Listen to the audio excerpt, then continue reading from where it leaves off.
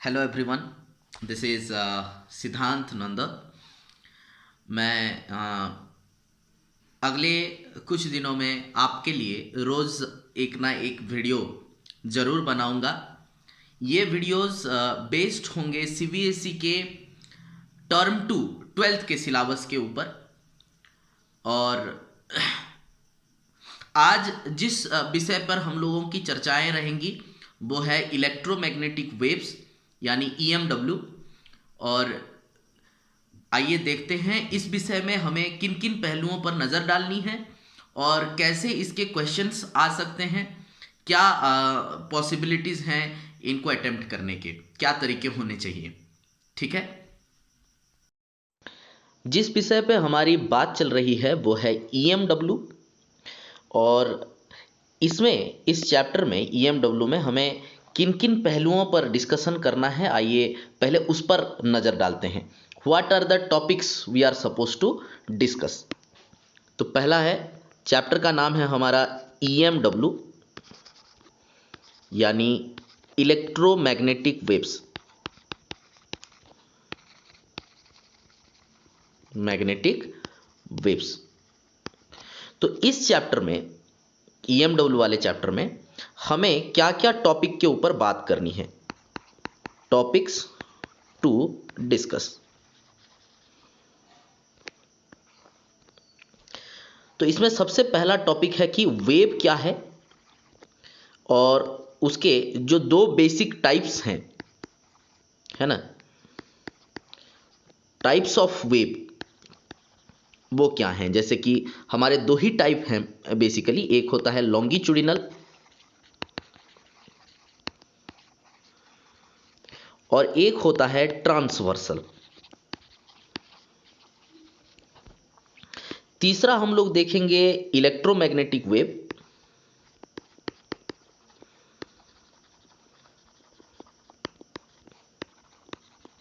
और उसके प्रॉपर्टीज। फिर हम नजर डालेंगे कि एम्पियर सर्कुटल लॉ, है ना, या इसके इनकॉन्सिस्टेंसी के ऊपर।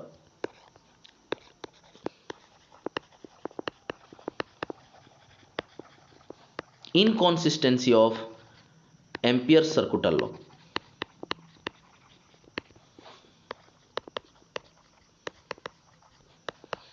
ये क्यों इनकॉन्सिस्टेंट रहा, इस पर हमारी बहस होगी। फिर हम डिस्कस करेंगे कि अगर ये इनकॉन्सिस्टेंट था तो कैसे इसे कॉन्सिस्टेंट बनाया गया, क्या रेक्टिफिकेशन लाया था।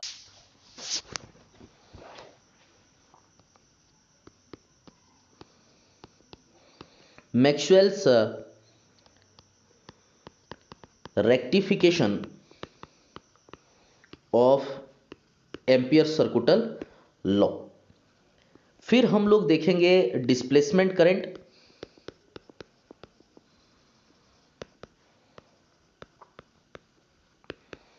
और उसके प्रॉपर्टीज के बारे में।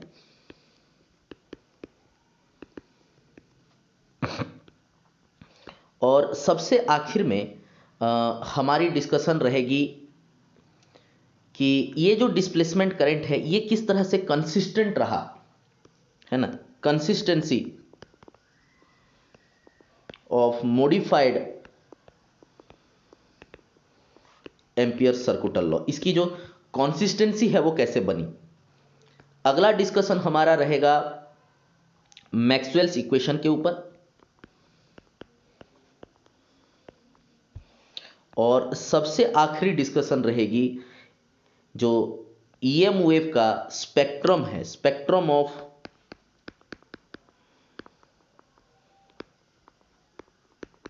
ईएम वेव, इसके ऊपर। तो बस इन्हीं 9 टॉपिक्स को लेकर के, इन्हीं 9 टॉपिक्स पे ये चैप्टर बेस्ड है।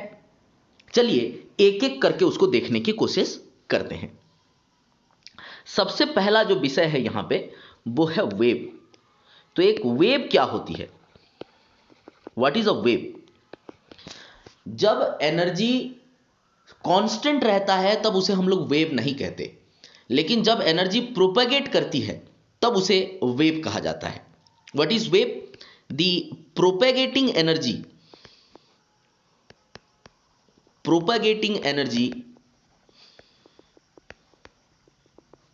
Is called wave. तो फिर ये वेव बनता कैसे है और क्यों प्रोपेगेटिंग एनर्जी वेव है? जैसे मान लीजिए ये एक पार्टिकल है और ये स्प्रिंग अटैचमेंट में दूसरे पार्टिकल्स के साथ है। तो क्या होता है, जब बाहर से ये पहले पार्टिकल को एनर्जी मिलता है, ये पहले पार्टिकल एक्साइट हो जाता है, पहला जो पार्टिकल था वो खिंच जाएगा, एक्साइट हो जाएगा और ऊपर चला जाएगा। तो जब उसे नीचे आना रहेगा तो नीचे आते आते वो दूसरे पार्टिकल को ऊपर उठा देगा और खुद नीचे आएगा। तो अगले स्टेज में उसका जो सिचुएशन है वो कुछ ऐसा बन जाएगा, ये आएगा नीचे, लेकिन इसका जो दूसरा साथी पार्टिकल था वो ऊपर चला जाएगा। अब जब इस पार्टिकल को नीचे आना रहेगा तब ये पार्टिकल, क्योंकि इसमें इनर्शिया रहेगी तो वो नीचे जा रही होगी, ये ऊपर आ रही, ये भी नीचे आ रहा होगा, और ये ऊपर उठने के लिए, नीचे आने के लिए इस तीसरे पार्टिकल को ऊपर उठा देगा, क्योंकि ये एनर्जी ट्रांसफर कर रहा है पार्टिकल टू पार्टिकल। तो इसी चक्कर में ये पार्टिकल्स आपस में मूव करने लगते हैं, है ना, ये पार्टिकल्स आपस में मूव करने लगते हैं। तो ये बनाते हैं कुछ इस तरह का स्ट्रक्चर जिसे हम लोग वेव कहते हैं। लेकिन क्या हर सिस्टम में स्प्रिंग का होना जरूरी है? जी नहीं, यहां पर स्प्रिंग एक रिप्रेजेंटेटिव है पार्टिकल और पार्टिकल के बीच में जो फोर्स ऑफ अट्रैक्शन रहता है उसका, क्योंकि दुनिया में जितने भी पार्टिकल्स हैं वो आपस में जुड़े हुए हैं with some sort of force of attraction. इसी तरह से वो लोग एक मीडियम बनाते हैं। तो वेव कैसे बनता है? वेव बनता है जब पार्टिकल्स अपने पोजीशन पर आगे पीछे मूव करते हुए एनर्जी पहले पार्टिकल से दूसरे और दूसरे पार्टिकल से तीसरे, तीसरे पार्टिकल से चौथे पार्टिकल एंड सो ऑन पास करते रहते हैं। इसी तरह से एक वेव का फॉर्मेशन होता है। तो ये वेव कितने तरह के हैं? What are the types of wave? Basically हम वेव्स को दो कैटेगरी में बांटते हैं, है ना। क्या क्या? वेव्स को जिन दो कैटेगरी में बांटा जाता है, एक होता है उसमें से लॉन्गिट्यूडिनल वेव,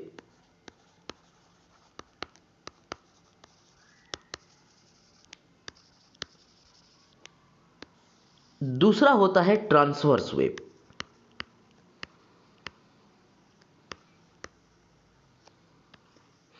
मुझे बस इन दोनों में दो बेसिक डिफरेंस के बारे में बात करनी है, किस तरह के वेव्स लॉन्गिट्यूडिनल होते हैं और किस तरह के वेव्स ट्रांसवर्स।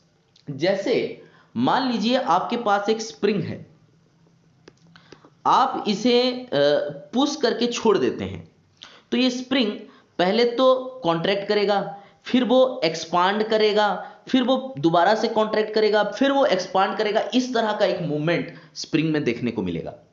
जब वो कॉन्ट्रैक्ट करता है उसको कॉन्ट्रैक्शन कहते हैं, और जो एक्सपांड करता है उसको कहते हैं रेरिफ्रैक्शन। तो इस तरह का जब वेव मोशन दिखाई देता है इसको हम लोग कहते हैं लॉन्गिट्यूडिनल वेव।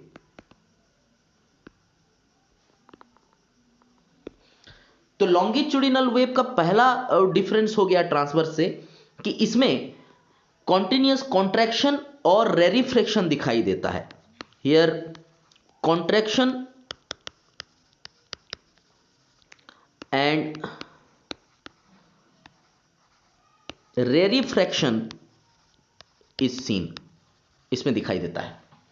लेकिन वही आपके ट्रांसवर्स वेव में नहीं दिखाई देता। ट्रांसवर्स वेव में आपका, जैसे ये पार्टिकल हो गए, तो पार्टिकल ट्रांसवर्स वेव में इस तरह से मूव करते हैं। कहने का मतलब है कि यहां पे पार्टिकल ऐसे ऊपर नीचे मूव करता है, जैसे अभी पिछली बार मैंने अभी थोड़ी देर पहले आपको एक्सप्लेन कर रहा था स्प्रिंग के एग्जांपल के साथ। तो इस तरह जब पार्टिकल मूव करेगा तो उसमें अल्टरनेट, ये ऊपर का पिक पॉइंट को कहा जाता है क्रेस्ट और ये नीचे वाले पॉइंट को कहा जाता है ट्रॉ। तो अल्टरनेट क्रेस्ट और ट्रॉ दिखाई देगा, जो कि कैरेक्टर है ट्रांसवर्स वेव का। So here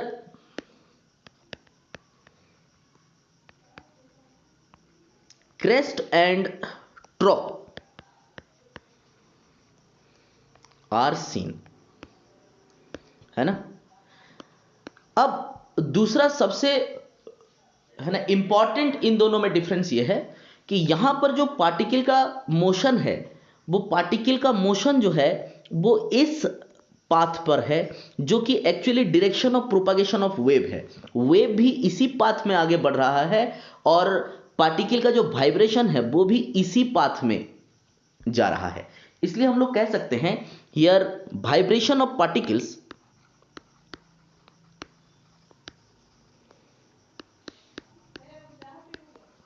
is along the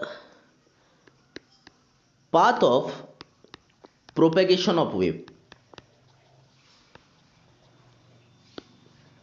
जिस पाथ में वेव प्रोपागेट कर रहा है उसी पाथ में वाइब्रेट कर रहे हैं पार्टिकल। लेकिन ट्रांसवर्स वेव में किस्सा अलग है। ट्रांसवर्स वेव में पार्टिकल जो वाइब्रेट कर रहे हैं वो वाइब्रेट करेंगे इस पाथ में, लेकिन वेव जाएगा आगे इस तरफ।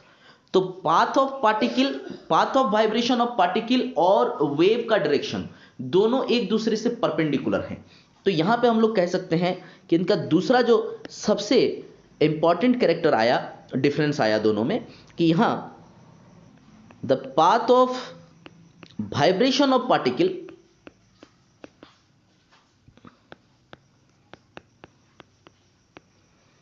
is perpendicular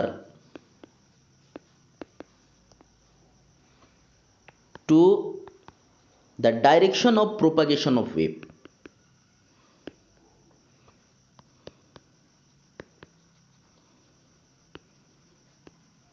वेव का जो प्रोपेगेशन का जो डायरेक्शन है इन दोनों को उसको ये परपेंडिकुलर होता है।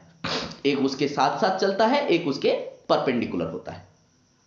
अब हम देखते हैं इनकी एग्जाम्पल्स क्या हो सकती हैं। जो लॉन्गिट्यूडिनल वेव है उसकी एग्जाम्पल हो सकती है साउंड, और जो ट्रांसवर्स वेव है उसकी एग्जाम्पल हो सकती है लाइट। ठीक है, ये था हमारा टाइप्स ऑफ वेव। ठीक, बेसिक जो डिफरेंशिएट हम लोग वेव को कर सकते हैं। इसके बाद हम लोग सीधे ही आएंगे डिस्कशन करने के लिए electromagnetic waves.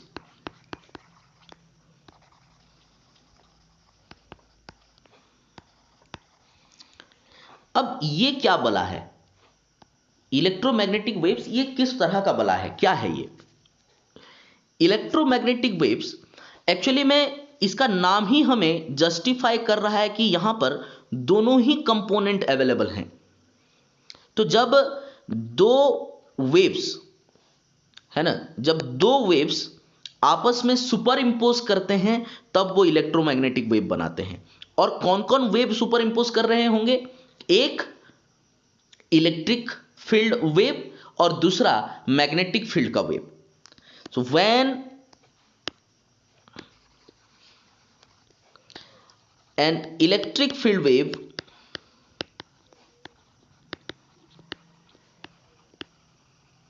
and a magnetic field wave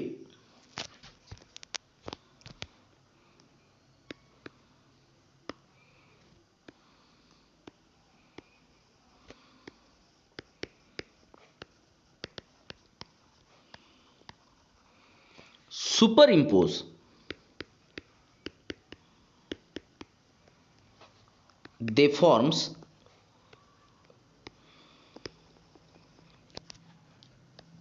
electromagnetic waves. तब वो इलेक्ट्रोमैग्नेटिक वेव्स फॉर्मेशन करते हैं, है ना।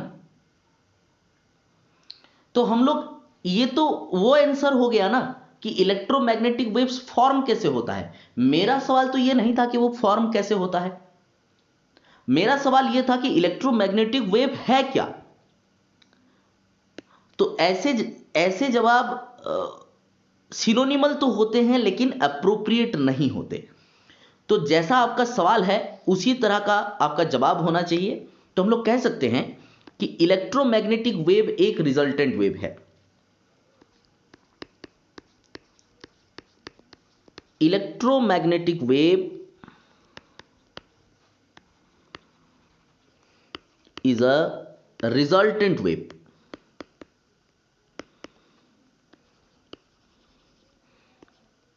तो what is electromagnetic wave? It is a resultant wave. अच्छा, रिजल्टेंट है तो किसका रिजल्टेंट है?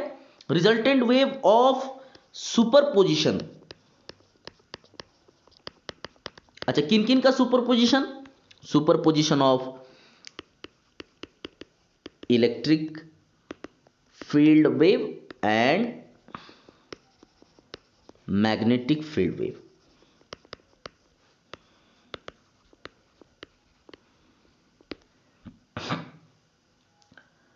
तो फिर इसके क्या क्या प्रॉपर्टीज हो सकते हैं?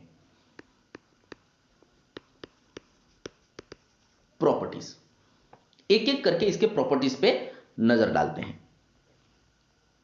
जैसे पहली प्रॉपर्टी, ये बनता कैसे है? जब कभी कोई चार्ज पार्टिकल एक्सिलरेट करता है तो वो ईएम वेव्स बनाता है। EM waves are formed due to accelerated charge particles. जब चार्ज पार्टिकल एक्सिलरेट करते हैं तब वो ईएम वेव्स बनाते हैं। और जैसे कि इसका नाम कैरी कर रहा है, ईएम वेव दो कंपोनेंट को कैरी करता है, एक इलेक्ट्रिकल कंपोनेंट और दूसरा मैग्नेटिक कंपोनेंट। तो हम लोग दूसरी इसकी प्रॉपर्टीज में शामिल कर सकते हैं कि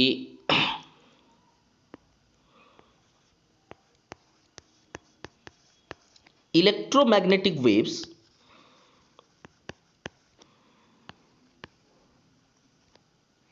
consist of two components। क्या क्या? एक इलेक्ट्रिक फील्ड वेक्टर और दूसरा magnetic field vector.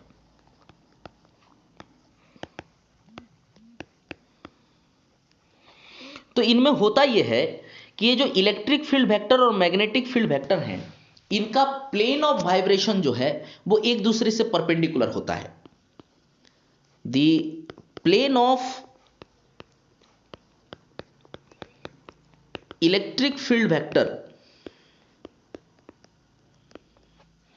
is perpendicular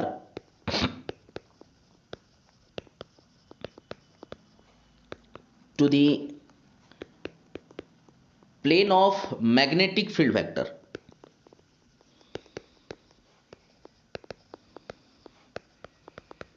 एक दूसरे को ये परपेंडिकुलर होते हैं। ये सिर्फ एक दूसरे को परपेंडिकुलर नहीं होते, एक दूसरे को परपेंडिकुलर होने के साथ साथ ये उस डायरेक्शन को भी परपेंडिकुलर होते हैं जिस डायरेक्शन में वेव प्रोपागेट कर रहा होता है। And they both are perpendicular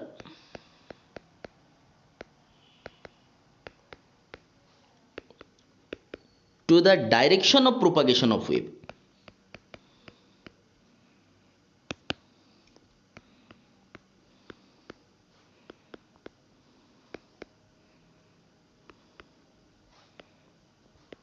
तो वेव जिस डायरेक्शन में प्रोपागेट कर रहा होता है ये दोनों उसे भी परपेंडिकुलर होते हैं। फॉर एग्जाम्पल, मान लीजिए ये आपका direction of propagation of electrical wave है, ठीक है। जैसे ये हो गया आपका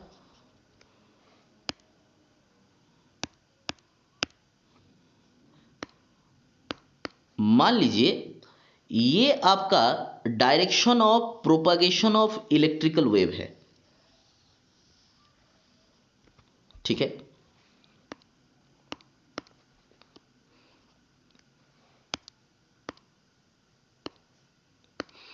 तो ये वो प्लेन है जिस प्लेन में इलेक्ट्रिकल वेव प्रोपागेट कर रहा है, इस प्लेन में।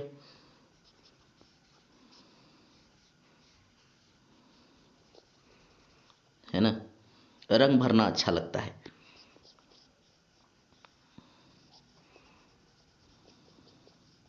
ये वो प्लेन है जिस प्लेन में इलेक्ट्रिकल वेव प्रोपागेट कर रहा है।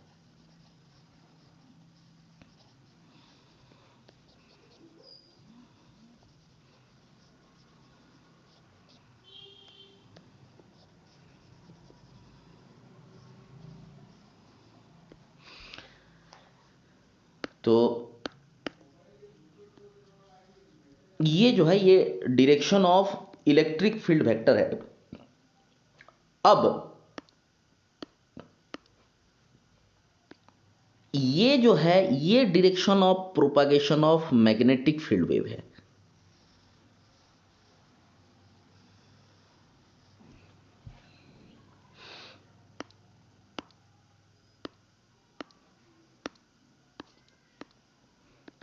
तो मैग्नेटिक फील्ड का जो प्लेन है वो ये है।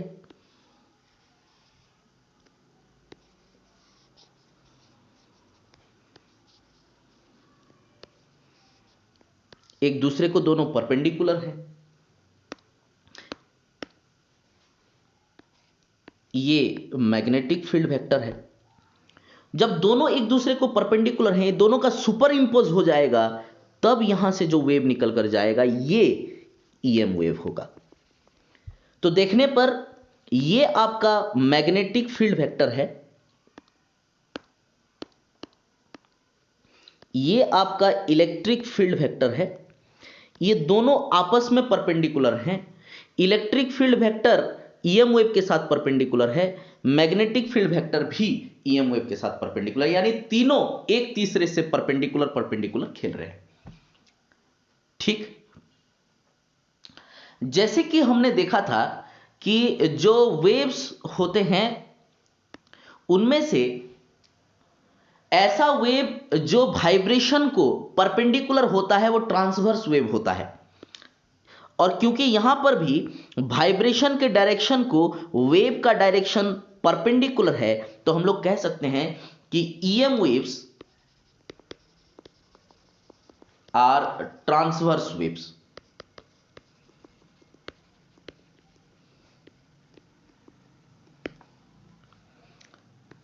लेकिन ट्रांसवर्स वेव और ईएम वेव में एक डिफरेंस यह है कि अगर कोई ट्रांसवर्स वेव हो तो उसे प्रोपागेट करने के लिए मीडियम का रिक्वायरमेंट चाहिए। बिना मीडियम के ट्रांसवर्स वेव प्रोपागेट नहीं कर सकता। लेकिन ईएम वेव उसे किसी मीडियम का रिक्वायरमेंट नहीं है। EM wave requires no medium for its propagation.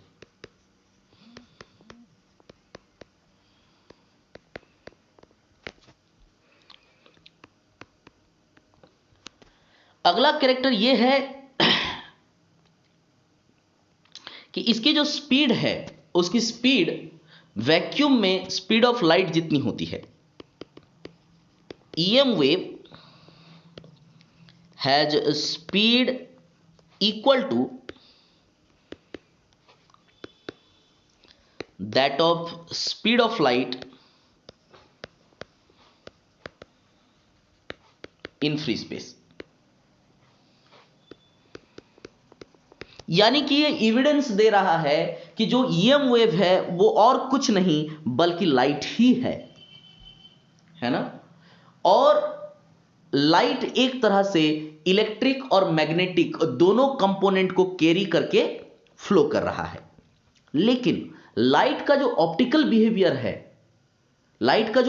Behaviour है वो मैग्नेटिक फील्ड कंपोनेंट नहीं देता। The electric field E vector यानी electric field component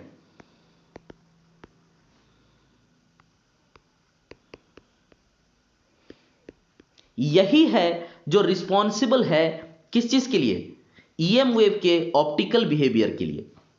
electric field component of EM wave is responsible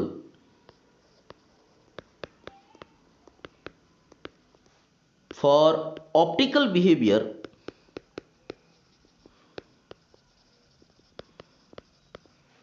of EM wave.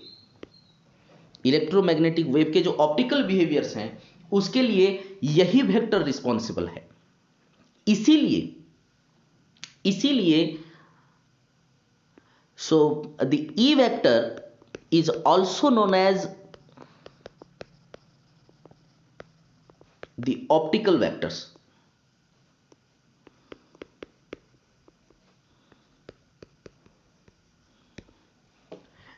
किसी भी instant of time में, क्योंकि electromagnetic wave में दोनों ही वेक्टर्स प्रेजेंट रहते हैं, एक आपका इलेक्ट्रिक फील्ड वेक्टर, दूसरा आपका मैग्नेटिक फील्ड वेक्टर। तो at any instant of time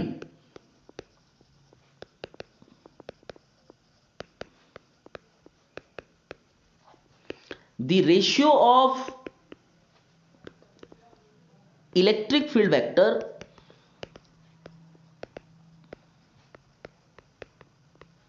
to magnetic field vector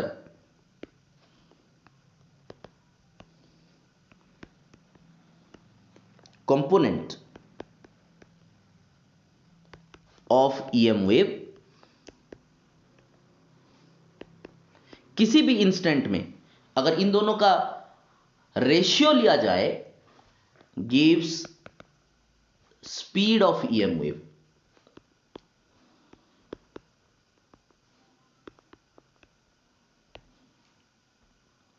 यानी कि अगर हम रेशियो लेते हैं,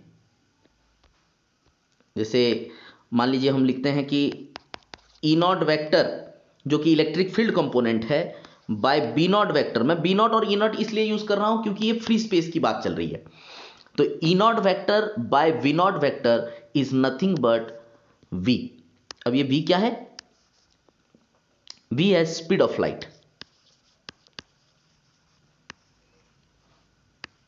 क्योंकि EM wave itself is light. ठीक है, कभी भी ये रेशियो लेंगे हमें यही वैल्यू मिलने वाला है। और क्या है, और एक मजेदार बात है कि EM वेव हालांकि इलेक्ट्रिक और मैग्नेटिक फील्ड कंपोनेंट को कैरी कर रहा है, लेकिन इसमें कोई चार्ज नहीं होता। The EM waves are electrically neutral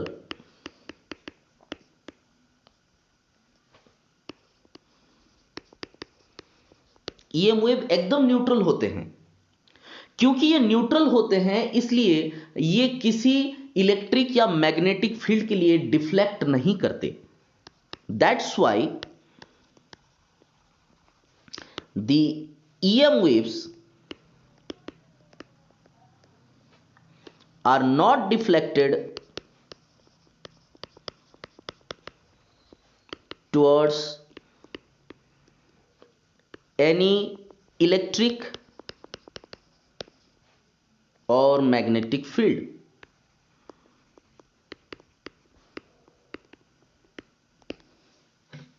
ठीक है, so these are some of very basic and important properties of EM wave। तो आज की डिस्कशन में हम लोगों ने देखा कि ये जो चैप्टर है EM वेव, इस EM वेव चैप्टर में हमें क्या क्या पढ़ना है। उसका जो पहला टॉपिक था वेव क्या है उसके बारे में हम लोगों ने डिस्कशन किया। हम लोगों ने देखा कि जो टाइप्स ऑफ वेव हैं लॉन्गिट्यूडिनल और ट्रांसवर्सल, उस पर हमारी बहस हुई। हम लोगों ने देखा इलेक्ट्रोमैग्नेटिक वेव्स क्या हैं और उसके प्रॉपर्टीज क्या होंगे, है ना। क्योंकि ये एक आपका डिफरेंस बिटवीन वाला क्वेश्चन बन सकता है लॉन्गिट्यूडिनल वेव और ट्रांसवर्स वेव का, और इसका वर्थ आपका 2 मार्क्स के आसपास का आ जाएगा। और जब आपको इलेक्ट्रोमैग्नेटिक वेव और उसके प्रॉपर्टीज के बारे में पूछेगा तो ये अच्छा खासा 6-7 पॉइंट्स हैं, 8 पॉइंट्स हैं, तो ये आपको 3 मार्क्स के वर्थ का एक सवाल मिल जाएगा। ठीक है, आज के मैटर ऑफ डिस्कशन को यहीं तक रखते हैं। हम आगे चलते उसके जो बाकी पॉइंट्स हैं, जैसे कि क्यों एम्पियर सर्कुटल लॉ जो है वो इनकॉन्सिस्टेंट रहा, है ना, कैसे उसे इनकॉन्सिस्टेंट कहा गया, क्या रीजंस थे, फिर उसकी कंसिस्टेंसी कैसे रीएस्टैब्लिश की मैक्सवेल ने, और डिस्प्लेसमेंट करंट क्या है वगैरह वगैरह, उस पर हमारी चर्चाएं जारी रहेंगी। ठीक है, आप लोग इन वीडियो के साथ जुड़े रहें। मैं रोज़ आप लोगों के लिए एक एक कंटेंट बना के छोड़ता रहूँगा। जो लोग दूर दराज ऐसी जगह हैं जहाँ लाइव क्लासेस पॉसिबल नहीं हो पा रहे हैं, उनके लिए शायद ये एक छोटा सा हेल्प हो जाए। आज के लिए बस इतना। Thank you.